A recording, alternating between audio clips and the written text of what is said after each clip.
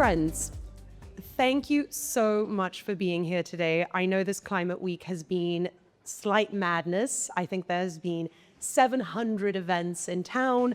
So the fact that you could find just a few hours of your day to come out and learn a little bit more about what we're doing in the tropics, we are so incredibly grateful. I am Maria Freitas. I'm head of marketing at InPlanet. I joined InPlanet just shy of 6 months ago. A little bit about myself. I'm Brazilian Portuguese, and I grew up on a vineyard. So for me, soil health is something I am deeply passionate about. And of course, growing up with soils and hot summers and wet winters, I understand the impact of climate change, which I believe everyone in the room does as well, and that is why we're here to learn more. So today, we're going to take you through our journey at InPlanet. What we've accomplished in the past few years is nothing shy of incredible. Enhanced rock weathering is a new field. We just in January, together with our very good friends at Isometric, certified the world's enhanced rock weathering credits. And still to this date, nobody else has done it. So what you'll hear today is Nick, one of our co-founders, who is, it's very rare for you to have an appearance from him because he's usually in the fields with the farmers. He's going to tell you why Brazil, what makes it so special, the soils, the ecosystem. We then have an exceptional panel of catalytic buyers who will explain how they make their decisions, why they look at the global south. Last but not least, our head of carbon, together with Isometric, will take you through our MRV process and also share a little bit what Isometric's be doing with Certify, which really helped accelerate our certification process. So we're very happy with that.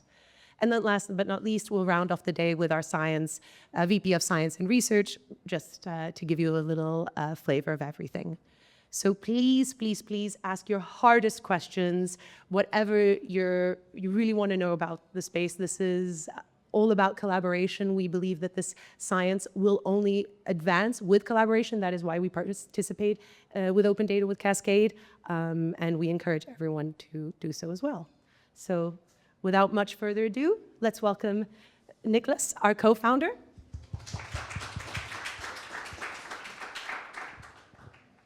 Okay, hello everyone. Yeah, what a great pleasure to be able to share a little bit about our history, also personally as a founder and as a company.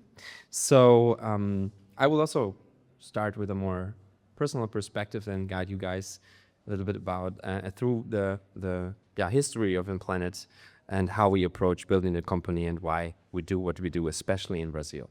So my name is Nick. I'm an environmental engineer and resource manager by education. And I would say my personal passion for what we do comes from three things. So once my great-grandfather was a farmer, so he operated a large farming operation in Eastern Germany, actually. And I was spending with him the summers, and so food, production, soil was always something I kind of grew up with as well. And he also actually had a specialty education in tropical farming. So he went to these places like Mozambique, Nicaragua, and I sometimes feel like I'm kind of walking on his path, again, connecting to tropical agriculture and working with tropical farmers. Then I also always had this big interest and drive around social entrepreneurship. So I did an education in the Social Entrepreneurship Academy in Munich, in addition to my studies, where I connected to a realm of different initiatives in the whole world where just people try to solve economic and social problems while being financially sustainable. And this idea always was something that really drove me, so to really have a strong purpose besides financial sustainability. And eventually Brazil. So how do I personally get to Brazil? After my school, I went to work for an NGO in Sao Paulo in the Northeast Brazil. I actually also went back to do an internship in the waste management sector in Brazil. And then eventually, through my master thesis, I went back in 2021 to write it about the power of the carbon market, that how can the carbon market be used to actually restore the dry forests in Northeast Brazil. So this brought me then back to Brazil, where eventually my current co-founder visited me, and we really felt very aligned in this deep wish and drive to build something very impactful. So to build a company, but not just a company, a regular startup, but really something that's built at the intersection of climate action and also farmer empowerment. So that's from a personal perspective, and I want to kind of take it now to a more macro level, why we work in Brazil. So why is Brazil this exciting place for our technology, for growing InPlanet, for creating real impact? So we have, on the one side, special soils. So tropical soils are, you might think, very fertile, right? When we see the Amazon, when we see the lush tropical green. But in fact, that's a very sensitive, superficial ecosystem. When we go into the soil, we actually have extremely poor and depleted soils who, for making agriculture on them, require many inputs, require much care. And these soils now are, in general, they can be a disadvantage for the Global South, right? Because they're not as productive, not as fertile. However, when you look at it from another perspective, these soils actually are a big advantage for the technology that we apply. So you can imagine a soil that's very fertile and rich in minerals. Applying rock powder in such a soil will not have such a strong impact. If you look at a soil that's very poor and very depleted, applying rock powders on these kinds of soils will have a very strong and direct impact for the farmers using these inputs. At the same time, I want to also point out that in many of these contexts in the Global South, we also have a strong soil erosion. So much of soil is lost. A lot of soil is lost every year through erosion, and we can actually rebuild soils, right, through the rock powders. I personally love to refer to InPlanet as a soil-producing factory in many moments, because this is what we really do. We really build these new soils, and this then removes also carbon and has these major impacts on farmers. Additionally, I want to talk about the climate. So basically, for weathering and the rock powder having an effect, we need hot temperatures and we need humidity, so lots of rain. And that's exactly what tropical climate is basically about. Then, additionally, infrastructure. So I think we have to understand that Brazil is a major player when it comes about farming and also the mining sectors. Both of these sectors are traditionally very strong and large in Brazil. So we have a big infrastructure we can actually build upon already. Also, looking at the farmers, I think sometimes we have a little wrong image of the farmers in the Global South, right? Looking again at the Brazilian agri-sector, it's a highly technical, highly developed agricultural sector, which actually today already feeds a large part of the world. So we find farmers who really want deep technical, innovative solutions. And then eventually the policy.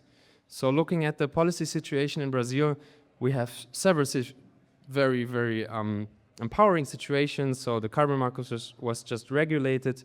We have a policy or a law around remineralizers, which are the rock powders in the local technical terminology, which regulate how these products have to be produced.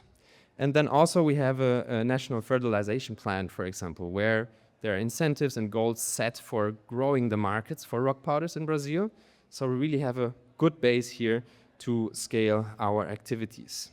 And now with this special environment in Brazil, we first of all got really excited, because when back then in 2021 we started digging in this topic, enhanced rock weathering and how to use the carbon market for farmer benefits, we were really surprised that no one is doing this in the Global South. So back then, no one was doing this in the Global South, even though everywhere where you read in the papers and you study this always says you have to do this in the tropics with these soil types. And then we were wondering, most of the initiatives actually happened in the Global North. So being in Brazil, looking at the special conditions and having the potential right in front of us, we decided to found InPlanet. And on this journey, I mean, we had to ask ourselves, where do we start? So what is really the first step in building the company? and building something, yeah, from 0 to 1, right? Without necessarily knowing where to start. And for us, after thinking about it a while, it got very clear carbon removal and the impact you want to create is all built on trust. And trust we can only build by building a very strong science. We recognized back then that the potential is really clear, but there are still scientific challenges to be answered and we have to address. So what we started with was very clear, we're going to build a science team. We're very lucky to have today some of the brightest minds in enhanced rock weathering science in the world in the team. And it was so important for us. Also, I really like this little anecdote when we built our first MRV for the first deployment. We didn't really know what we're going to do because there was no clear methodology from Isometric or anyone else on the market. So we basically went through the papers and tried to understand what can we do. And we found various types of experiments and setups, and we basically said, well, let's do it all. There was a lot of work and not really scalable, but it was really the right approach to, in the end, set the base that, as Maria mentioned, we today have the still only certified carbon removal credits from enhanced rock weathering in the world. Then I would say in the next step, it's very clear we have to now replicate this. We have to now scale this up, we have to speed this up, and this is really clear. Or for this, it's really clear we have to build a very strong operations team and also commercial team. So this is something we're doing, or we already did partially, and we have to do a lot more. For example, the operations team tripled in headcount just in the last 6 months, and we can now actually operate in almost all of Brazil, in 3 of the largest regions. We are now on site and can really operate with the farmers. And for sure, the next step is now scale and speed. We need to make sure we can scale this, we can speed this up. I think one very exciting fact about the technology and our processes is that already today we can certify credits within a year. So looking at, let's say, forestry or soil organic carbon, usually we talk about timelines from 3 to 5 years to get the certified credits. We can achieve this already within a year. So this is something very relevant to actually bring the products to the market at speed. Then just generally looking at what we have to keep doing and keep building to ensure success for the technology and for the market in the next steps. I would say there's 4 key aspects that we have to do, and the 4 key pillars I would say we have to build the foundation on. So the first, as I started, science. So to make sure we keep investing in science, we keep building a strong scientific network, we share data. We just shared the first data of enhanced rock weathering deployment in the world via the Cascade platform, which I invite everyone to have a look at. And the second one now, operations. So really making sure we have the right partners, so farmers, the right mines, the right transport companies, the right agronomists, all the actors that play a role in really scaling and operating these projects. Eventually, the next step will be also policy, so having more awareness still in also the governmental levels about the potential of this technology. Sorry, this has started, but there's still much work to do, and we do that as well as in Europe, as in Brazil already. And the final point would be, for sure, and I think that's what we're going to hear also more about now in the next panels, are the catalytic buyers. So we have ClimeFi here, which is, I think, very exciting for us. And we, in the end, really what we need for sure also as a young growing company is catalytic buyers. So buyers who really have the vision, who are courageous and take the step to really make a significant purchase, because this is really what then drives the innovation and also the growth for us as a startup company. So without much further ado, I think we're already a little, over time, but I wanted to invite everyone here in the room, to also become part of our community. be it that buyer, be it that someone who shares a post about enhanced rock weathering with his colleagues. So we really want to build a community in the sense of, it's clear for us that InPlanet alone will not have much impact. It's all about connecting, sharing data, and building the community. And this is what I want to invite you all to. And yeah, I think the panels are a good start to refer to the community we built. So without further ado, Chloe, I think, welcome to the stage, and please guide us through the first panel.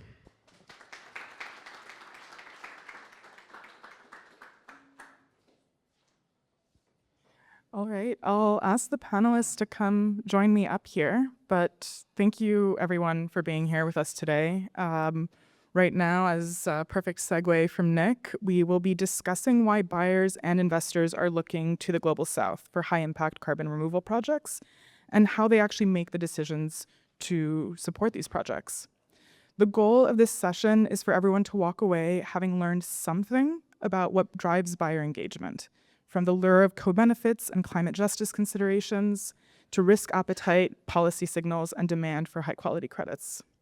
So this session sets a stage for understanding the market context, how early corporate action and catalytic capital can unlock emerging carbon removal, and what standards or assurances that corporates require. I will be your moderator, and my name is Chloe Bijo, and I lead the commercial team at InPlanet. Before we kick off, let's get the panelists up here, Megan, Jonas, and Felipe, to introduce themselves.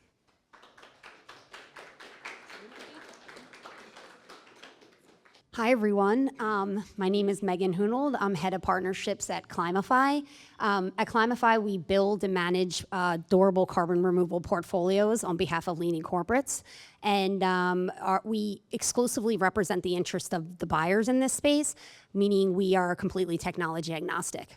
So Maria, thank you very much. Thank you, InPlanet, for the invitation.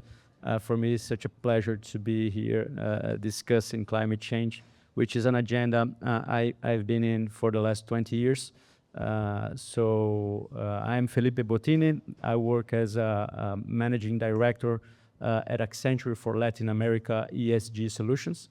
So we support our customers with advisory on climate change, mostly on strategy and mitigation, but also looking at data because as Nick was telling us that science is very important, MRV is very important, and so data is very important. We're living in the age of data and more with AI right now, which is kind of a lot of things going on, and it's a very interesting discussion.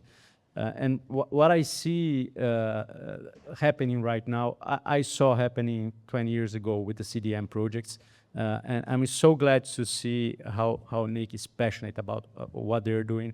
And I strongly believe that if you want to find a solution for climate change and to mitigate emissions, we need to take advantage of markets. So if we're not able to do so, it means that we do not believe in capitalism and everything that we built so far in the world. So I don't see why carbon shouldn't follow the same logic. There are struggles on that, there are some issues, there are flaws, but the instrument is very robust. So we need to fight these issues and support the instrument because I don't see any other way we can reach mitigation at the scale we need. And just, I don't know if everybody is familiar with the science here, but more or less we issue 50 billion tons of CO2 in the atmosphere yearly, and the magical number is 18. So we're issuing 50 and we should be doing 18. And when we found out we should be issuing 18, we were in 32.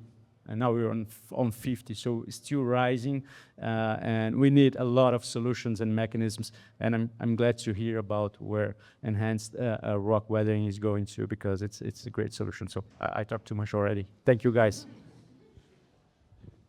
Good. I'm Jonas from Climeworks.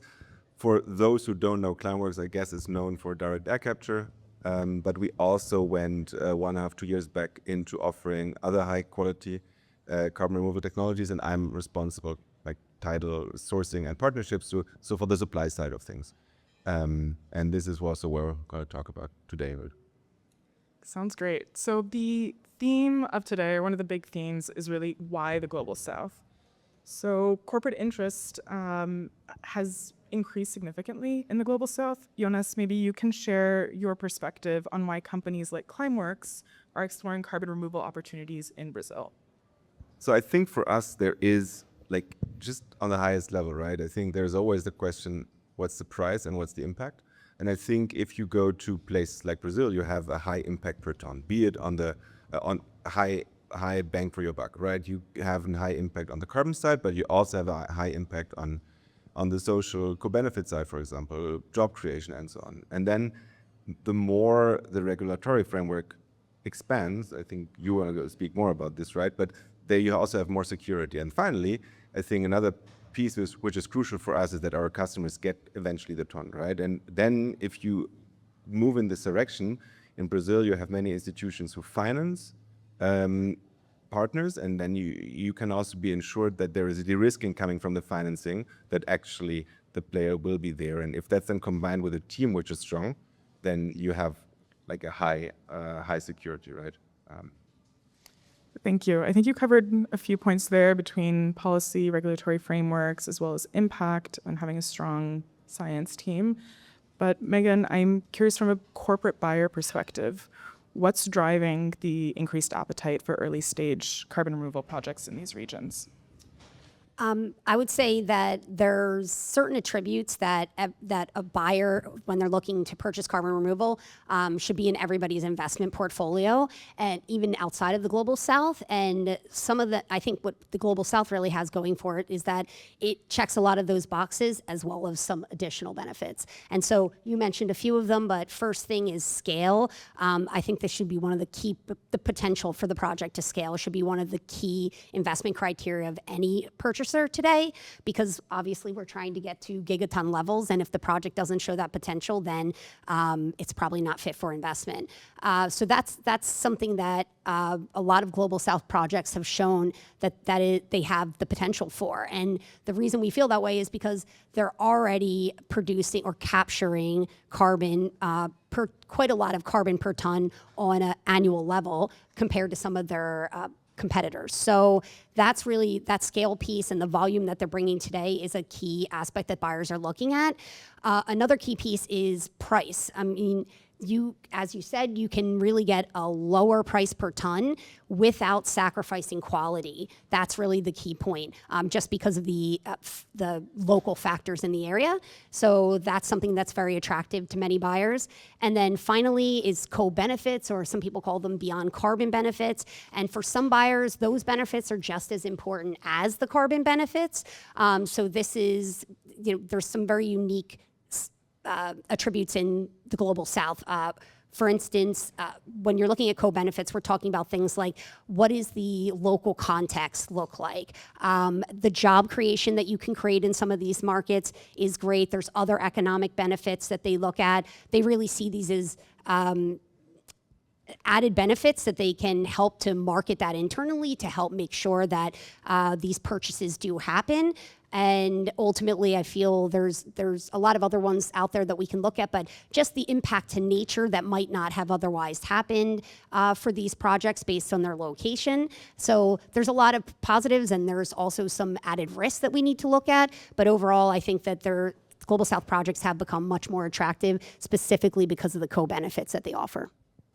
Thanks, Megan. I want to stick with that for a little bit because you talked a lot about, aside from co-benefits, but the importance of scale. And scale is definitely future looking. Before we can get to that point, we also have to get these projects off the ground.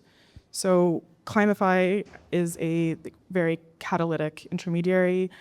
Wanting to get your perspective on how ClimeFi has helped facilitate some of the earliest enhanced rock weathering credits, and why this kind of catalytic approach to capital helps companies grow, get the technologies off the ground so that that future scale is possible.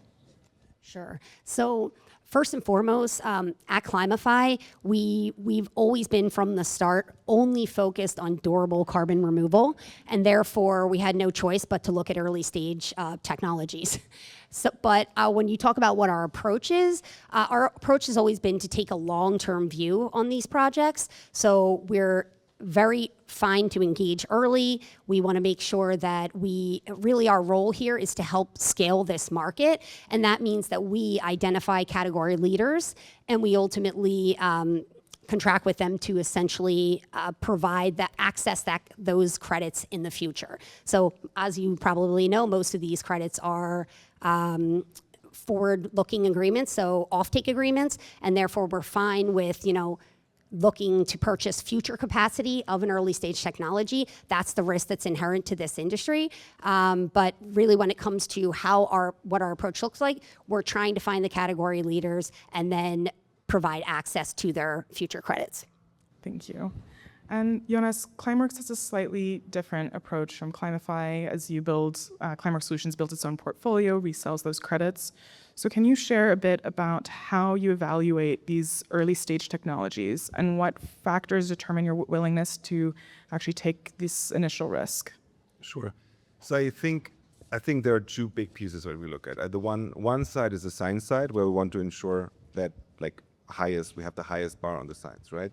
And there we look at impact, trust, and risk, right? From MRV to thinking about testing. Closer? Oh, I'm sorry. Okay. So we have two sides, science and let's say the commercial side. On the science side, we look at trust, risk, and impact from MRV to ensure that in the future there's nothing happening, right? Testing testing the material you're spreading out and so on and so on. There, we look at the highest bar, the highest quality we want to bring into the market.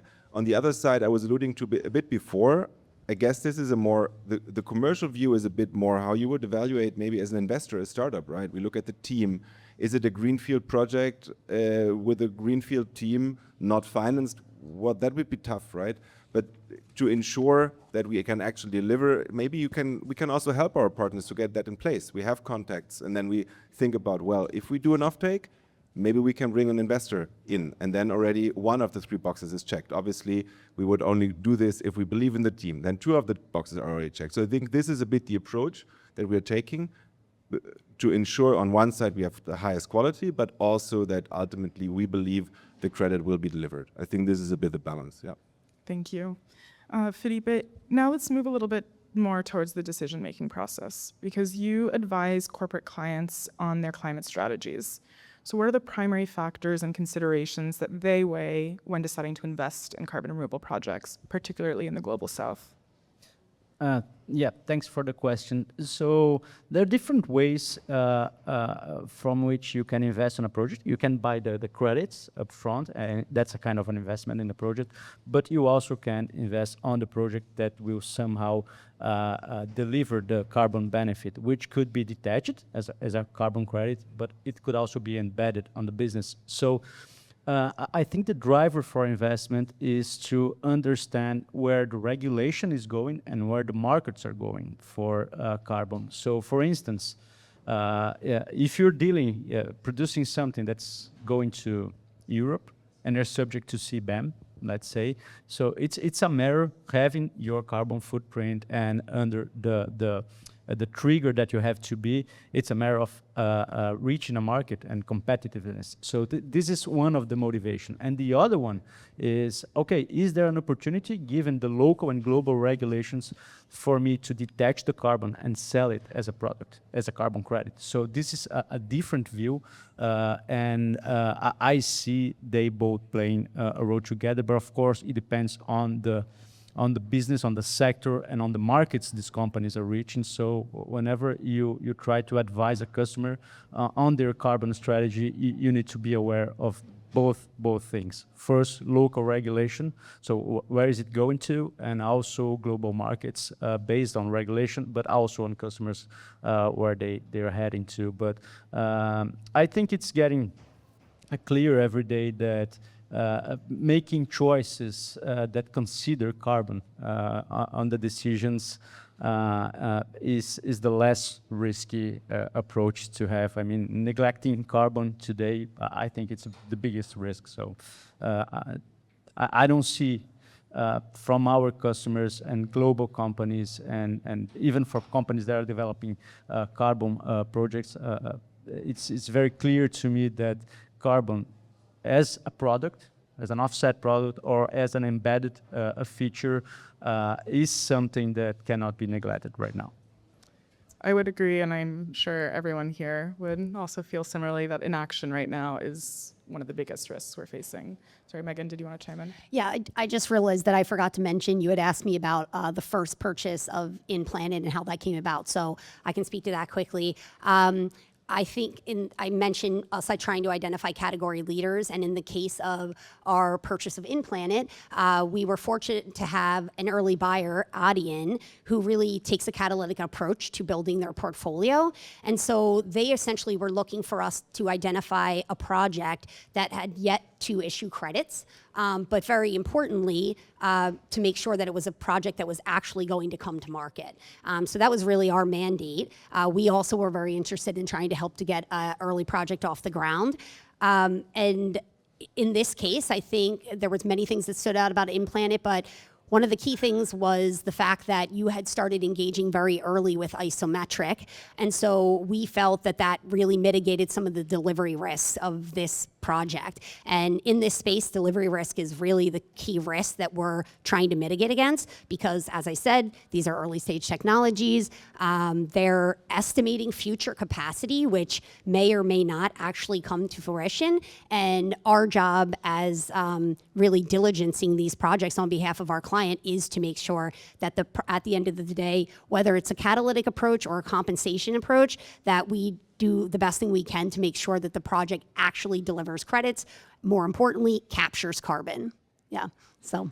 Thanks for sharing that.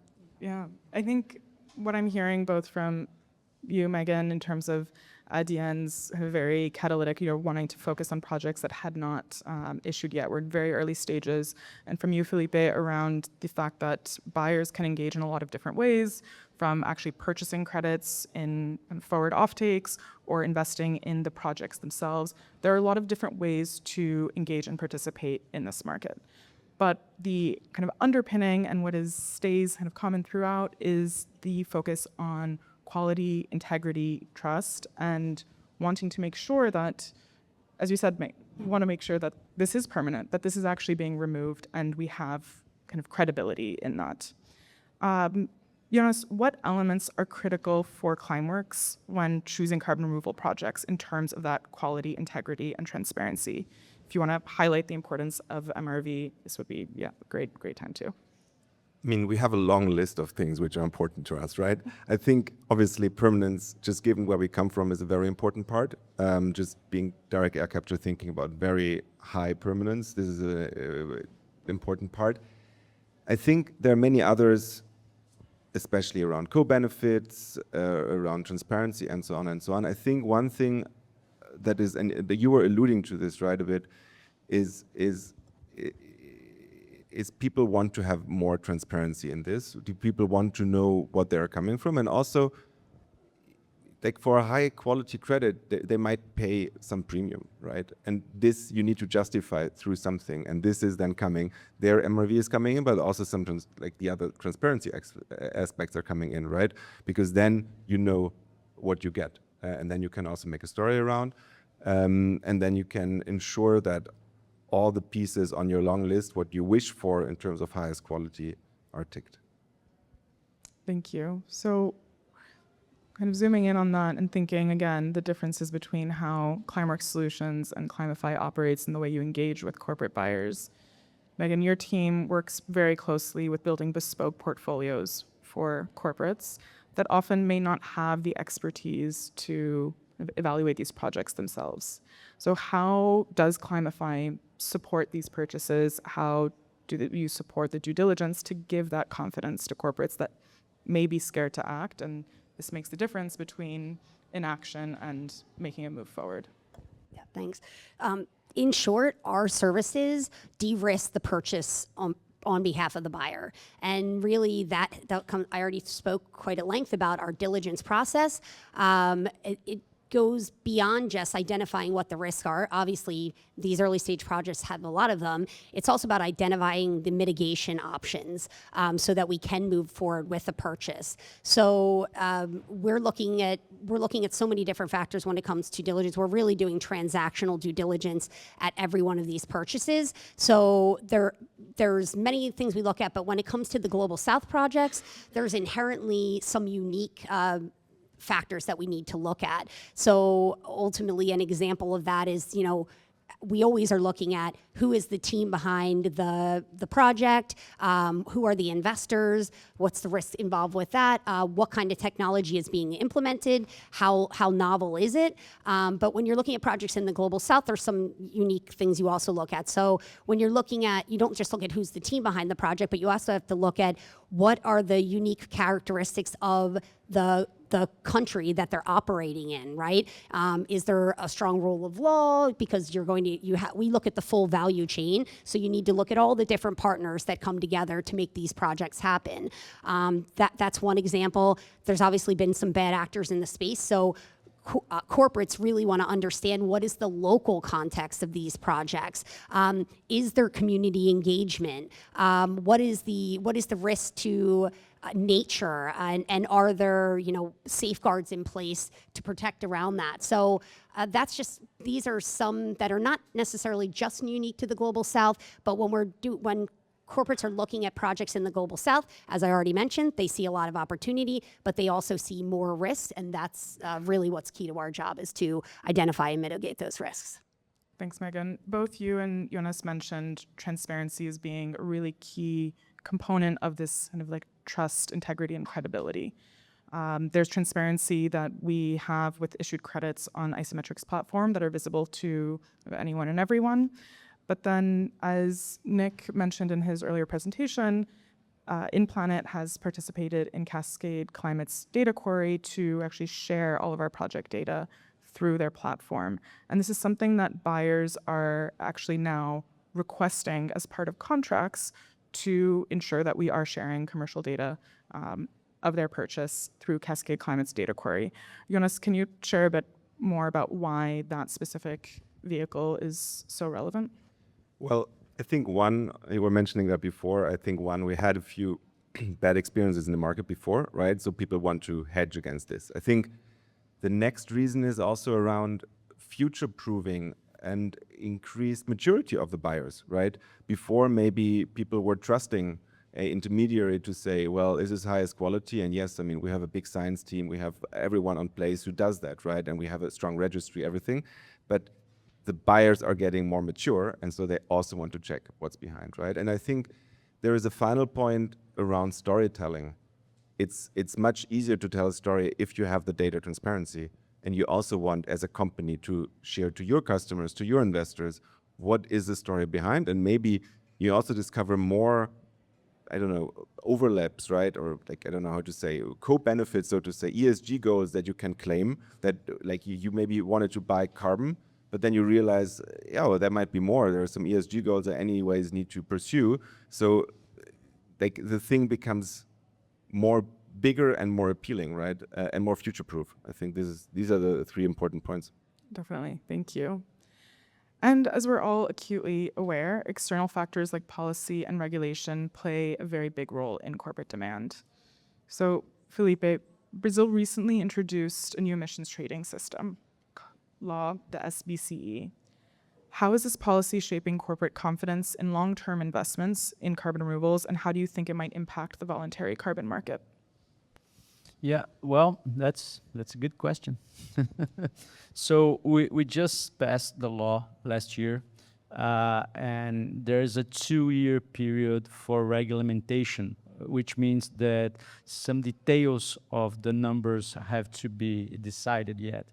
So to answer your question precisely, I don't have the means right now, but one thing that is very important for us to understand is that any carbon market, regulated carbon market, relies mostly on permissions, not on carbon credits, right?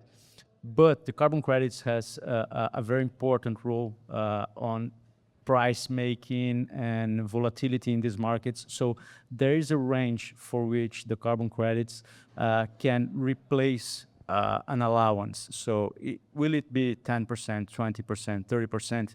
We don't know. That's not defined yet. But however, we know there is an exchangeability of these things.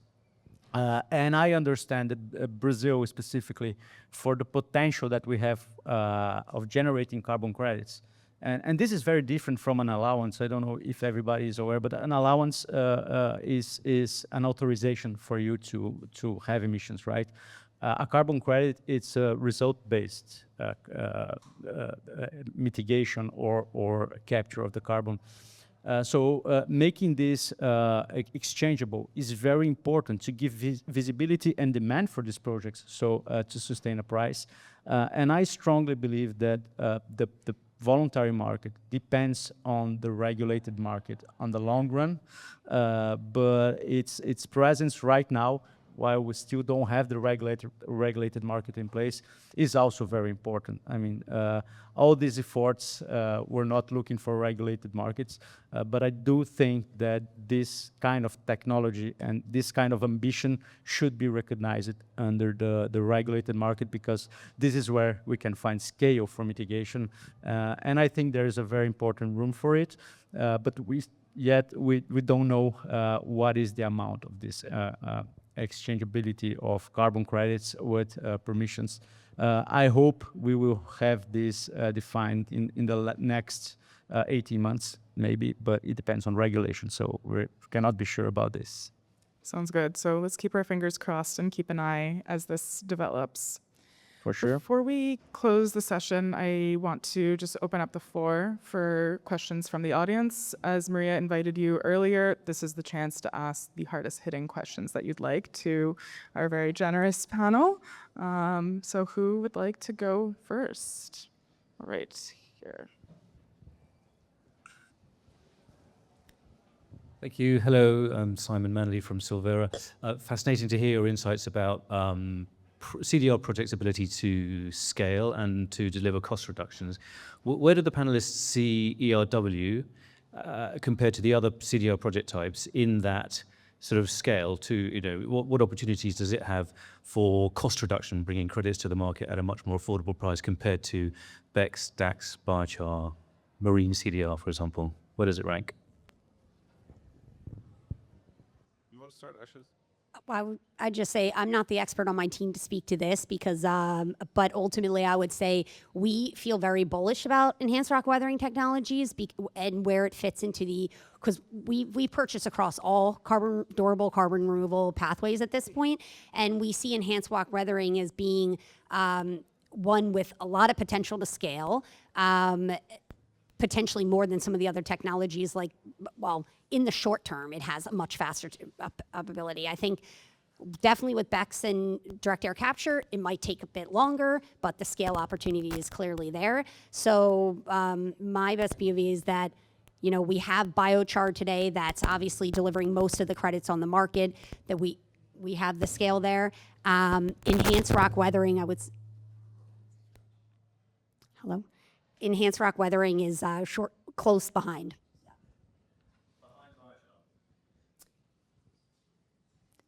I don't want to rank things because I'm not the person that should be doing that. That's really for my supply side team, so maybe I'll just leave it at that. I also don't want to rank. I think obviously there is a big possibility of cost reduction through MRV, right? If you scale that, then I think you can really reduce costs quite quickly. I think this is an important part of the picture. I think also another important part of the picture is that you don't have the biomass constraint you might have elsewhere, right? Because the feedstock in biochar and BECCS needs to be residual, and here you can scale and have the co-benefits that you need at the same time, right? So I think there is a huge potential. But yes, obviously you need to heavily invest into MRV to get the costs down to ultimately go to a level which is then comfortable for many people in the market. Yeah, and well, the challenge is very big, right? And we need scalable solutions. I think that enhanced rock weathering has itself the ability to address 2 to 4 billion tons yearly by 2050. Roughly, this is more or less what the air sector issues of carbon yearly in the planet. So just to say, it's a relevant solution. There's no single bullet solution. Nothing will solve the problem itself in a single shot, but it's definitely something to be part of the solution. Okay. All right, I think we have time for one more question. Any takers? Okay, we've got quite a few. Let's start back.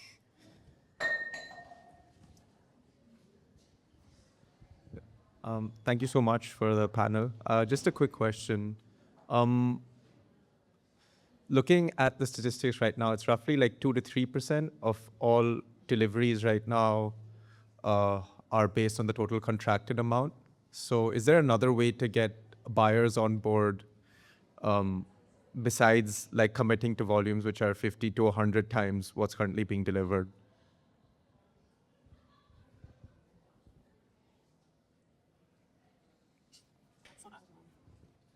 I'm not sure I understood the question. Sorry. Well, I meant that currently only 2 to 3% of all contracted CDR volumes have been delivered, and it seems like a big risk for buyers to take. So are there other ways to mitigate that risk?